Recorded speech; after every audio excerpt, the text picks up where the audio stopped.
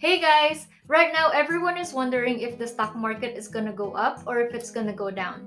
Our super investor Howard Marks said that there are only two types of forecasters, those who don't know and those who don't know that they don't know.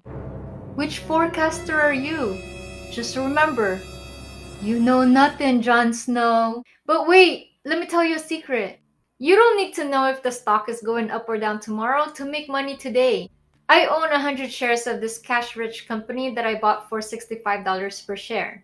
I don't know if my stock price is gonna go up or down in the next month, but I do know that if I make a promise today to sell my shares at a higher price, let's say $70, I can get paid $233 to about $267 for just making this promise.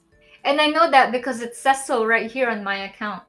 If the stock price doesn't reach that $70 per share in that month, then I'll just keep that $233 that I made for making a promise.